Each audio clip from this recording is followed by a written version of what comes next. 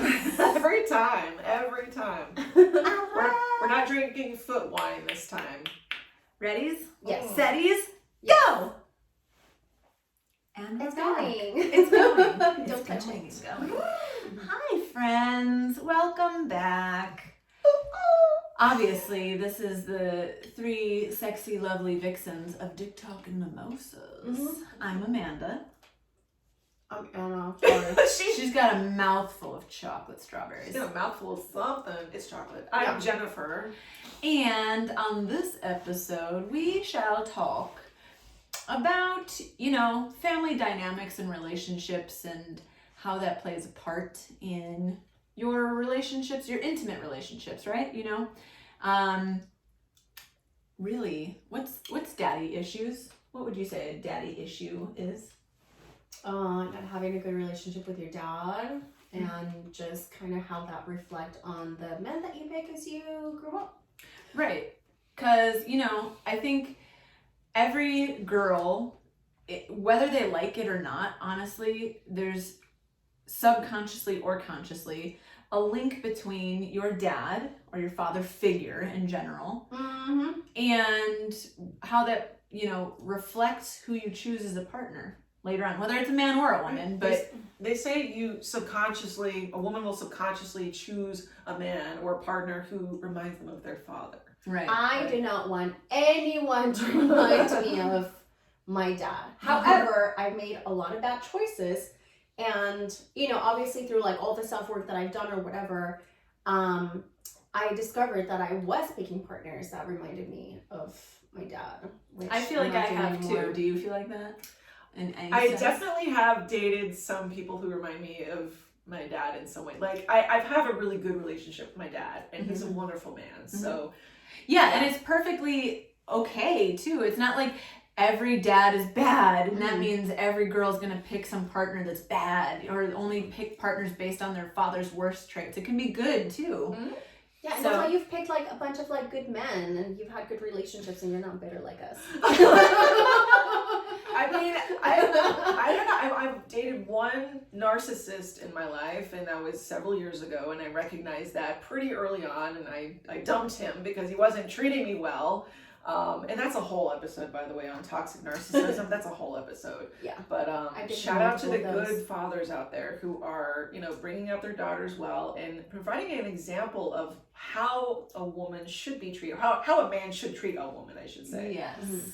And that's like a whole thing about like, not only your relationship with your father, but observing your father's relationship with your mother. And with your siblings, I think too, because the reason why this episode was born was because I was supposed to meet with my brother yesterday. And a little background, my younger brother and we have always been very close, but the last few years he has just become like super, like very controlling, narcissistic, gaslighting, like everything is like his way or the highway. And I have not spoken to him since last July, because last July I wanted to go surprise him in Seattle. I bought a ticket, everything. Which is where he lives, right? Correct. He lives in Seattle, and my parents were like, oh, we're going to go visit him. And I'm like, oh, I'm going to get a ticket too and surprise him. And I told him, and he's like, you didn't ask for permission to visit me. Like, you never told me, like, no, you can't come. Like, you can't come visit me. And I'm like, why? He's like, because this weekend is not good for me. Or that particular weekend. And I'm like, well, my parents are going to be, like, our parents. Yeah, that's not there. Yeah. And he's like, well, that weekend is for my parents. Like, you're going to have to come another weekend. And I was like, you know what? Fuck you. So I ended up flying. Like, you guys share the same parents, correct? So, like, how is it his parents? Yeah. So. Our parents? Yeah. Question mark? Yeah. So I ended up going to Seattle with my parents, or our parents, with our parents, and I stayed in a hotel room by myself the whole weekend while our parents stayed with him. And what did your parents have to say about this? Were they trying to be neutral? Were they on his side, your side? Like, where did they stand? Well, so this is the other thing. So my parents are very neutral, and they didn't want to like upset him, but. Enable. Yeah. Okay. Yeah, basically. Yeah. And he's always, he's the baby of the family. He's always gotten away with everything. So like his behavior now, like I always tell my parents, I'm like, you guys did this because you We always should have a whole episode on the hierarchy of children, like oldest, middle, youngest children. And I'm a I middle fucking believe in child. that. Yeah. So I'm the youngest too, so I can confirm that we do get away with a lot more. Yeah. We do get away with a lot being the I'm the youngest. middle. I'm also the favorite, but that's beside the point. I'm the middle. I'm the and oldest. I'm the one that they break the fucking wild horse in. I'm the middle. I'm an only woman. So definitely. But going back to like family dynamics or whatever, I like seeing how my parents, like both my mom and my dad, but particularly my dad, how he treated me differently than my brothers. It like really fucked me up growing up. And again, like seeing my younger brother get away with whatever the hell he wanted and have him say, you cannot go out because you have to stay home and help your mom clean, or stay home and like do the dishes or whatever. And basically telling me that I was like not worthy of, having fun or whatever, like as a teenager. And that's why I rebelled hard when I got out of high school. Like once I turned 18, holy Fuck y'all, bye. shit. Holy shit, they were not expecting this.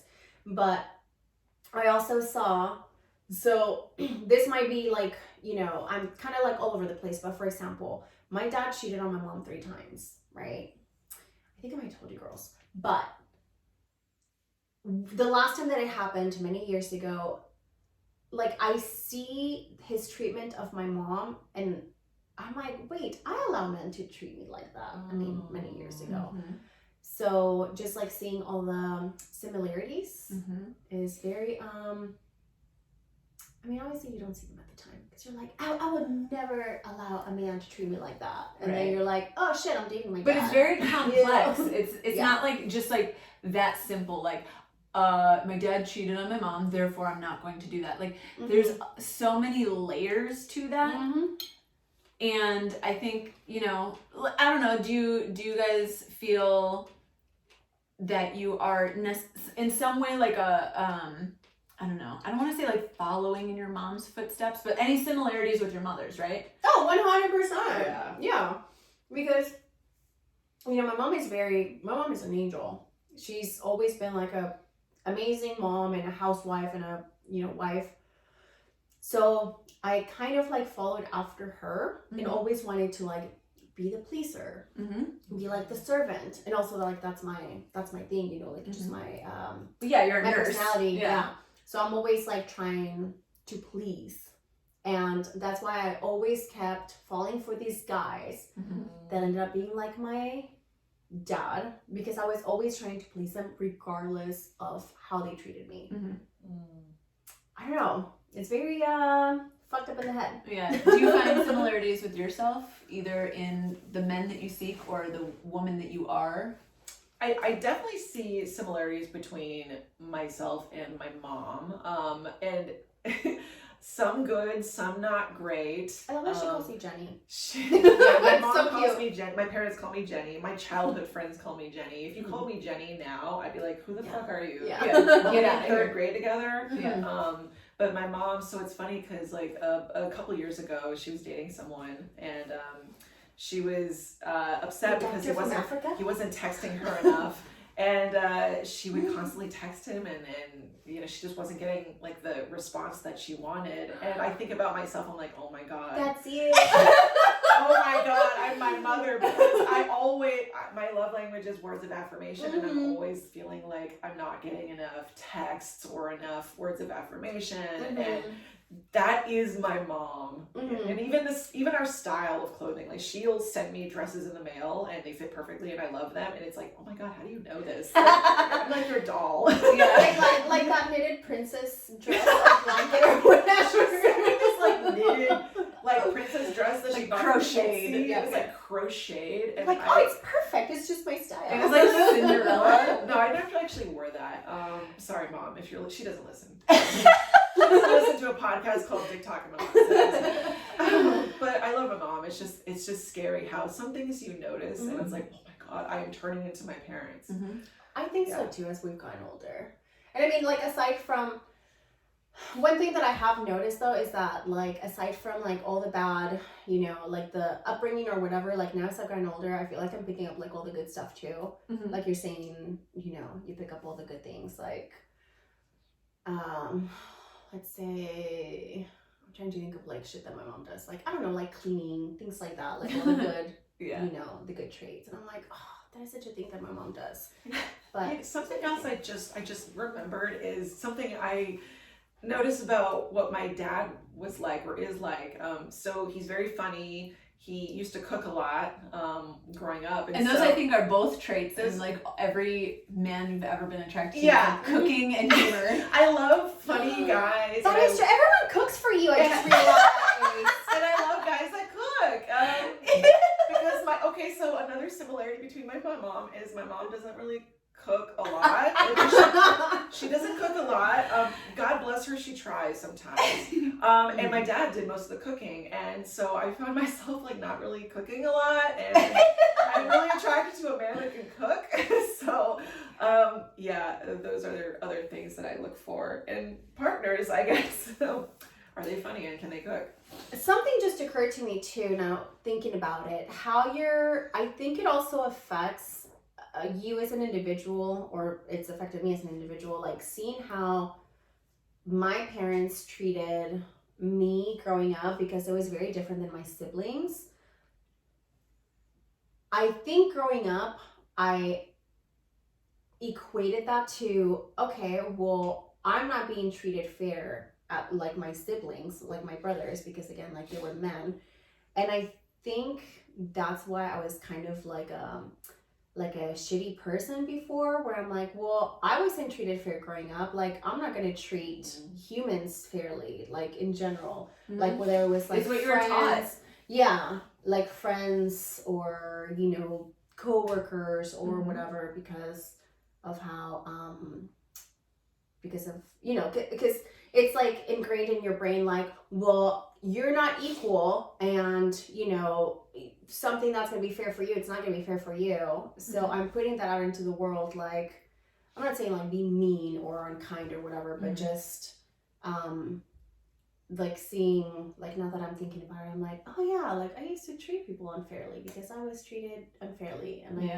And oh, I think I told you girls this before, but okay, so before we met, like the three of us, and we did like our program together, I had a horrible relationship with women for that reason. Same. Like I had a few like women friends growing up, but I mean, it was just like my high school girlfriends. But I think that's one of the reasons why I had like really bad relationships with women was because of like how my dad treated my mom, and how I was taught like, okay, like life is unfair, and you know, you being a woman, it's gonna be unfair. So I just always like gravitated towards like male friendships.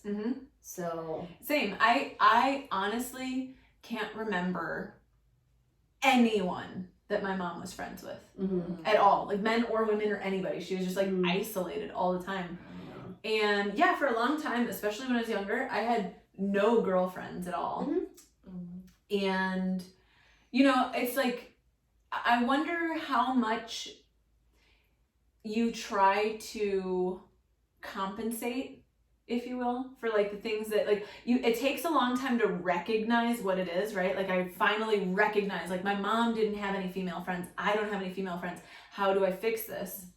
And I'm just kind of shooting from the hip here, but I'm wondering with love languages, because you just brought that up, how much our love languages are a mirror of what we saw growing up, or an opposite of what we saw growing up. Because I honestly feel like for me, my love language 100% is physical touch. I really like quality time, but I think honestly like my quality time concept is still involved with physical touch. And that is something that I feel like I got none of as a child. Oh, I was like same. forced to give my parents a hug before I went to bed and say goodnight. And it was always the most like bullshit, like goodnight, like tap kind of thing, like whatever. I have to do this. That's not the because worst kind of hug. Yeah, It's and a mandatory hug. yeah, and for anyone that knows anything about love languages, what's the most harmful thing you can do to someone? The opposite of what their love language is. So like if yours is words of affirmation, if I say bullshit to you, it's like the most hurtful thing I can do because you value words of affirmation. So if I use words to hurt you, right. And if your, love language is physical touch, the worst thing I can do is be like fake about physical touch or not give you physical touch or whatever. Like I can say like, Anna, you're a bitch, and you're like, yeah, fuck you. But if I'm like, yo, like I don't like, don't touch me, it's like, what the fuck is wrong with you? Yeah, exactly. So that being said, I didn't get any physical touch growing up. I did, but in that forced sense, right? Yeah. Like I never felt like genuinely like I like hugging my parents. I always like just like I have to do it real fast so it can be over with so I can go to bed and like get out of here. And so it's now valuable to me. And do you think that either of you guys, like what's your experience with love languages? Is it a mirror? Like did you see your parents really like this sense of love language and therefore you do that, or is it filling a void for something that you felt like you didn't get when you were growing up? Well, now that you like mention it, I'm like thinking about like my childhood, and I think it 100% applies to me because even though in like my culture, like when you greet each other, like you always like kiss each other on the cheek. Like growing up, like we didn't hug, we didn't like really touch. There was like none of that. It's not until now, because like we're grown up and my parents have done their own self-development and they're all like worked on themselves, that we're very touchy. Like we're very physical, like genuine. Yeah. Like we're like very huggy. Like like if I'm because obviously I don't live with my parents, so sometimes like they'll be like in the TV room, like watching like TV in their like tiny 2-seater, and I'll just come and lay on them and be like, touch me because I'm not gonna see you for like a few weeks. Yeah. So yeah, but like definitely growing up, no, I didn't get any of that. Like so it's like almost filling a void. Yeah, or like a craving. and like now that I'm desire. like thinking about it, like I don't even think I ever saw my parents ever like hugging, maybe holding hands here and there, but like same. My not parents showing were not. affection, no kissing, like none of that. Yeah, I don't think I ever saw it. When my parents were married, they divorced when I was about 12. I remember once I was like, I don't know, 7 or 8, and I walked in and I caught them making out. And it was the cutest thing. And they were like, oh. I was like, oh, Is this what adults do? I was like, oh, what are they doing? They're kissing? It was the cutest thing, but at the time I didn't realize like that's what adults do when they love each other. And I don't know how it speaks to my love language. I mean, I do love. Even though my primary love language is words of affirmation, I do love physical touch. I love holding hands. I love kissing and just like, come up behind me and hold me. So I don't really know where that comes from. Okay, let me ask you.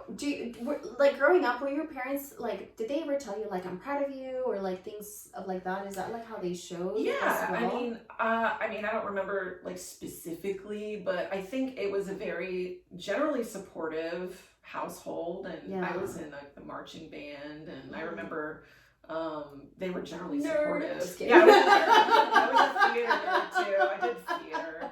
Yeah, no, they were generally really supportive. Maybe that's why it speaks into your love language. Maybe. Because my parents never fucking told me, like, if I would I was always like a straight A student, and if I brought home like a B+, they would be like, why is it not an A? Oh. Yeah, my parents were like big time like tiger parents. Oof. My parents were like the what is the word I'm looking for? Oh my god, I don't know why I can't think of the word, but like non-existent, like don't care. Like not involved. Yeah, neglectful is what I'm looking for. Yeah. Where it was like, did you fail? Okay, then I don't care. Like I don't care if it's good or bad as long as you don't have to do extra shit that costs more money. And my dad definitely had like a catchphrase, which was, you make a better door than a window. Because I'm standing in front of you trying to tell you something and I can't see the TV, so get the hell out of the way. Like the TV is more important That'll than me. fuck you up.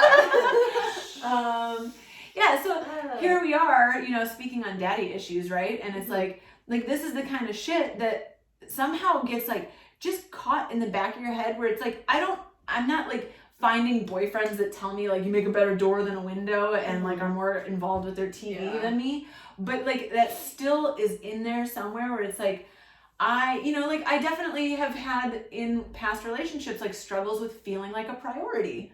And it's like regardless of if they are making me a priority or not, it's like the thing that I am paying closely attention to and feeling like I have the biggest issue with, right? It's like I feel like I've been neglected, I've been abandoned, I've had these things. And so now that's the thing that I'm focused on not feeling. But by focusing on not feeling that, I'm like also kind of like overboard categorizing everything into feeling abandoned or feeling like neglected, right? Like anyone else in any normal relationship would be like, oh, you're not being abandoned, you're not being neglected. Like just because this person didn't talk to you for 2 days doesn't mean you're abandoned. But also like my like radar for that is like so attuned because I grew up with that and I like never want to feel that again. Yeah. So do you guys feel like you have things like that there's like something that like is so highly triggered that is you in your like brain know that it's not like really that big of a deal, but also like your trauma makes it a bigger deal than it is? I have the perfect example. Duh. So, I mean, you girls know that I'm in therapy for many things, but one of the things that we have talked about is, like my ex basically leaving me for someone else. And that triggered a shit ton of like PTSD and trauma because of like, not only like this, I totally forgot to mention this, but like at some point, I think we were like 7 or 9 years old, my dad left my mom for like, literally it was like 2 weeks. But like when you're 7 or 9, that's like traumatizing. Yeah. And like, it's a long back. long time for a kid. Yeah. But point is, like obviously like with the relationship that I had with my dad and things that happened growing up with like not only him, with other boyfriends, when my ex left me, in which I thought was a perfectly healthy relationship, and he was just like, well, I'm just gonna go with someone else. That just opened like a whole can of worms, and that's why I went back to therapy. And even in therapy, I'm like, I'm a fucking adult, I'm gonna be 38, like I know this is not about me, because like I'm the bomb. I mean, he fucked up, but it's still like in the back of my head, I'm like, shit, like, I'm never going to be good enough for anyone. Like, I was never good enough for my dad. I wasn't good enough for this boyfriend. I wasn't good enough for that boyfriend. All this and that.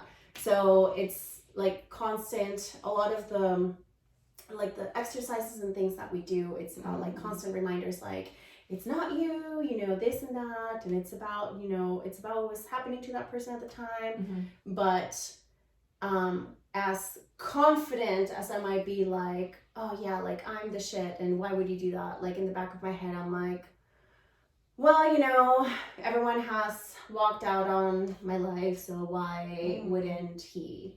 Kind of like that, what's that? Like self-deprecating almost? Yeah, so yeah, like to this day, and I've been dealing with this my whole life, but it's definitely like less traumatizing now. But at the moment when it happened, of course it felt like the world was like on my shoulders. And that's honestly what led me to the program where I met you guys, because I was in a relationship where I was like, okay, I see a pattern, I see a cycle, I see that I'm the common denominator, and it can't just be everyone else's fault. Like it's, these guys are bad guys, but I am attracting these guys that are shit. And why is that? And how do I like source other people that are better for me and help me grow? And that's how I got into the, program where I met you guys, because I was just like, I can't do this again. I've been through this a couple times now, the same kind of bullshit. And I know it's wrong, it's not okay, it's like literally traumatizing relationships, and I can't keep doing this to myself. And it was the same thing. It was like, I know that I'm like not creating this, but I am maybe in a sense inviting this. Yeah, it's about like taking responsibility about like, that whole like being the source, like, okay, so you know, like you said, you're the common denominator. It's like, okay, what can I do to change this? Yeah. You know, and maybe like, you know, it could be like a bunch of things, but it's about like, you know, like when we talk about like self-worth, and it's like, well, maybe I'm attracting these people because what I'm putting out into the world is someone that's not worthy of receiving good things. So maybe if I change that conversation that I deserve good things, you know, that comes to me. This is so fucking random, but sometimes it's literally whatever you just said right now just triggered this. I was just talking to a friend yesterday, and I just think that you guys would enjoy this analogy. I was literally talking about when you go to someone else's house and you see their bathroom. And I was like, if their bathroom is dirty and crusty and disgusting, like you can just assume their vagina is the same way. Like, oh my god, yeah. Right? And so I think like there's things like externally that are like a mirror of you, right? And so like that's a good example where it's like, you know, whatever I'm putting of my back. I bleach my shower. Bleach my vagina. Yeah, because I went to someone's house and they had roommates, and she's like, I can't wait to get out of here. This fucking place is disgusting. I can't stand living with these people. And, you know, like I'm helping her pack to move out and everything. And I was like, can I use your bathroom? And I came out of the bathroom. I was like, she's like, yeah, I know. She's like, we literally had like a cleaning person come and deep clean our house 1 month ago. And it was like every inch of grout on the floor and the shower and everything was black. And the toilet and the sink and everything had hair and shit everywhere. It was just like the most disgusting bathroom. It was like a public bathroom. And yeah, so I obviously... See, if you keep up with the cleaning on like a weekly basis, you don't have to go that hard. No, but this is exactly it. Like, that's what you're putting out into the world. This is what, like, you feel about yourself. Therefore, this is the type of shit you're going to receive. Right? Like, if you're that person that doesn't keep up with your hygiene, or keep up with the cleaning in your apartment, or keep a steady job, or you're happy with your family, or you're whatever, like, if everything in your external life is garbage and shit, like, chances are this is what you feel about yourself. And this is all a vicious cycle, because you're attracting this bullshit because you feel this way about yourself, but you feel this way about yourself because you keep attracting this shit. Like, you gotta just do the overhaul. You gotta just do, like, the, like, painstakingly like hard work and just get everything cleaned and cleared and organized and ready to go, and then you'll see your life change. And I think we've all gone through that process. It's so true. Like when I have a messy apartment, I feel anxious all the time. I feel depressed. And when my apartment is nice and clean and organized, I feel like my life is good. And sometimes you need to accept the help to get the cleaning done. Yes, and sometimes I need my 2 best friends to support me in cleaning my to send you to your room for 5 minutes of meditation. Go meditate, we're going to clean your house. Go meditate, we're going to clean your apartment. Another analogy that I was going to use to what you used when I was telling someone was they were not making fun of me, but they were kind of like mocking me because I do a lot of, you know, I listen to like a lot of motivational stuff. Again, we've done like, I do a lot of reading. Sometimes I listen to like, you know, a podcast on like psychology, life hacks, how to better my life to be a better human being. And one thing that I was telling this girl, because she's like, I want to be like you. And I'm like, you can. And this is the example or an analogy that I gave her. I'm like, think of your life as a trash can, and everything that you're suppressing is just trash. And what happens sometimes when you get too much trash and you don't want to take it out, you push it down into the trash can and you keep stuffing and then you can't get the fucking bag out. Yes, that's exactly what I said. I'm like, what you're doing is basically just like shoving all that trash in you until your apartment fucking stinks. You can't get the trash out, like you're trying to get it out, and what happens? You yank it out, it fucking rips open, the bag everywhere. It's a disaster. I'm like, just take the fucking trash out every so often. Yeah, like what's worse, taking the bag out every 3 days or taking it out every 7 days, and then it rips open and creates a mess and you have to wash your trash can, wash the floor and scrape everything up. Yeah. That's the perfect Pick your analogy. battles. I'm like, no, just like put out your trash every so often. Like, you know, just read a book. Right. Listen and to like, a podcast. I feel like everyone's heard that analogy, like surround yourself with people that you want to be like, right? Except replace. What the fuck is that? Replace people. All day we've been doing like Seriously, I don't know what the hell's wrong with us. Replace Sagittarius. people. Sagittarius. Sagittarius. I'm such a Sagittarius. Replace people with everything around you. Instead of being like, I surround myself with people that I want to be like, also think of everything else around you and how that reflects you, right? Like these people and relationships are a reflection of who you want to be, but so is your house, so is your car, so is your job, so are your bills, so are your like Oprah, please return my calls, thanks. Yeah, so I just think in that term, you know, your relationships with your parents, with your siblings, with your cousins, with your aunts, your uncles, everything, like all these relationships, these family relationships are a direct reflection of how you feel about yourself, what you attract in your life. And, you know, we can't change our family, and I get that. And I have plenty of family that, quite honestly, I don't speak to. Just to be like completely fair.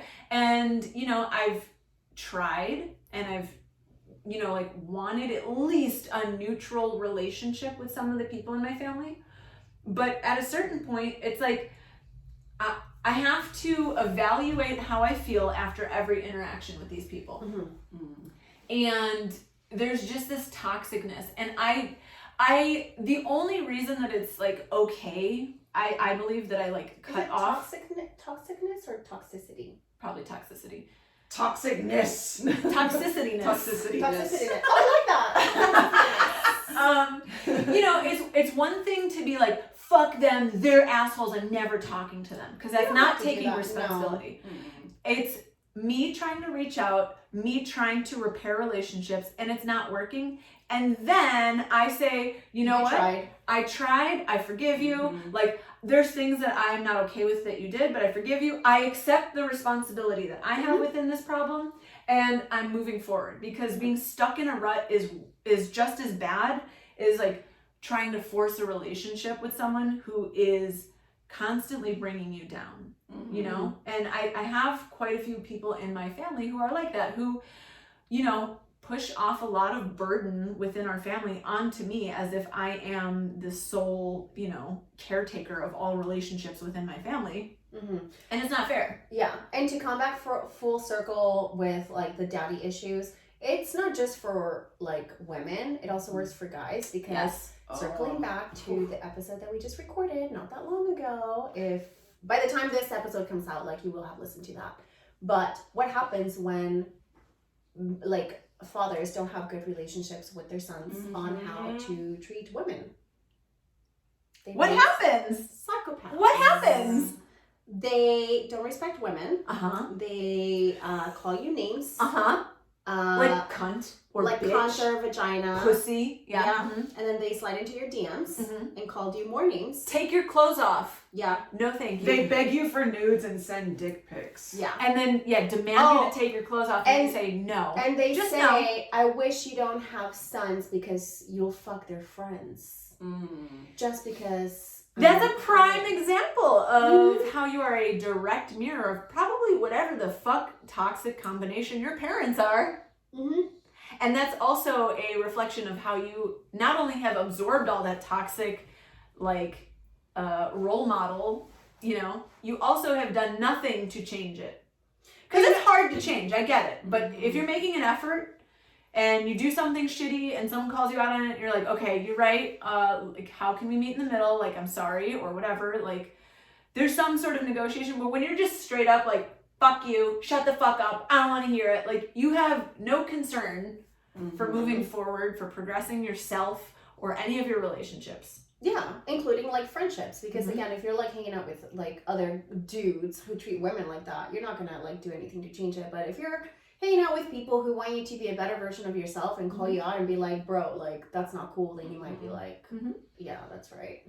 You know, better. So if you are a father, please, you have a big responsibility. Or plan on being a father. If you plan on being a dad. Or a daddy. Or a daddy. Be good to your sons and daughters. Yeah. Or you don't even have to be a dad or a daddy. You can just be a positive male role model on someone. It can be someone that's like close in age to you, it can be a child, it can be anyone in between, but you get to step up and be a role model or an influence or whatever you want to call it. Mm-hmm. But if you see someone who is not progressing, lovingly encourage them and support them into stepping forward. And that's just it. You get to lovingly and respectfully do it, because I know there's things that I've done wrong, and someone telling me, fuck you, you're doing this wrong, doesn't make me change it. It makes me go, fuck you, no, I'm not. I'm going to keep doing it. Yeah, exactly. So you have to know how to approach the situation, and that's how you would want someone to change you. You know, like, you can't go out and try to change people, but if you see a learning opportunity out there, a coachable moment, put yourself in their shoes. Like, everyone thinks they're doing the best they can. Everyone's got a laundry list of problems and traumas and things that they're going through. Oh, I have an encyclopedia. So knowing alphabetized and everything. Yeah, knowing that you don't know all of the things that they're going through, you get to just like assume that there's a whole encyclopedia of things that they're dealing with, and they're doing the best they can. We're all doing the best we can, right? But how do you encourage, not tell, not dictate, not force, how do you encourage someone to step up and to be a better person? Silence. I'm a very tough love type of person. You know me. Well, it works, and that works. It works for some people. But it's like a learning style, right? That's what I know. Yeah. Yeah, it's a learning style. Just like when you go to school, like, some people are visual learners, some people need to read things, some people need to like hands-on do it. Like, you just have to know like what that person needs, not what you want to give. And it's just like the love languages, right? Like, I know what I want, but I also know what my partner needs, and what I want to give is different than what my partner needs. It's the same with learning. Like, I know how I want to teach you, but how will you receive it? So you get to, experiment or ask or whatever, but you have to be open to the other person actually being able to receive it, and not just like forcing something that they don't hear. Oh no, I'll force it. And how has that worked out? Sometimes it does. Tough love, bitch. How's that worked out? Let me love you. No, yeah. Like, I always say, like, if I'm getting mad about, like, not reaching your potential, is because, like, the madder I am is the more that I love you and care for you. How's that worked out? Has that helped you or them? Why am I in this spotlight? Because you just said tough love is your way to learn, so I'm trying to give you some tough love. How's that worked out? I mean, sometimes it does. Sometimes it does. I'm working on it. Speaking of daddies, we get to thank our liquor daddy. Mm-hmm. Liquor That is the one daddy we love the most. We love the most. Yeah. Our liquor daddy, the liquor fountain on Fountain Avenue. Yeah, 5203. Fountain Can Avenue. we all do that at once? 1, 2, 3. 5203 Fountain Avenue. You can also go to their Instagram page at The Liquor Fountain. You can download their app called The Liquor Fountain and get your booze delivered. Yeah, and if you don't know what you want, download the app and then go to Ulysses Picks. Ooh. And he'll tell you what to get, because he is always spot on. Yeah, make sure that you ask for recommendations and don't pick the cheapest. You mean Foot wine? the foot wine that you got last time that got us wasted? Oh, it didn't get me wasted because I didn't drink it. Yeah. Oh no, I drank that and then some.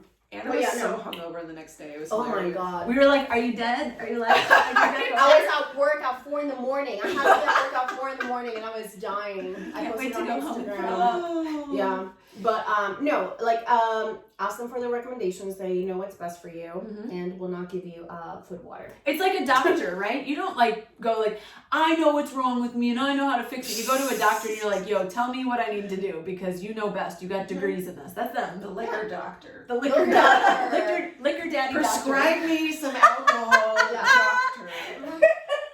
Prescribe me some And speaking of also daddies, we'd like to thank our sugar daddies on Patreon who are supporting us monthly with money. Yeah, sugar daddy doctors. yes, our patrons. Yeah, We Thank love you our all. patrons, we love our supporters, I love and these if you are not a patron yet, strawberries. you can go to the link in our Instagram bio. It's called Patreon, and if you click on that, You can become a patron and get exclusive content, Photo shoots, early access to episodes, and also just the tip. Just the tip. But we also accept suggestions on what you want to do. Absolutely. And let's say you're not convinced, like, well, I don't want to sign up because you're not offering this. Like, tell us what you want in Patreon.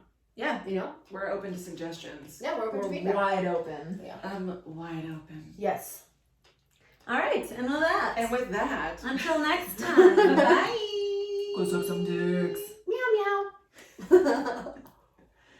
Success. Call this one Ooh, I Daddy love Issues. Daddy Issues. That's a good episode.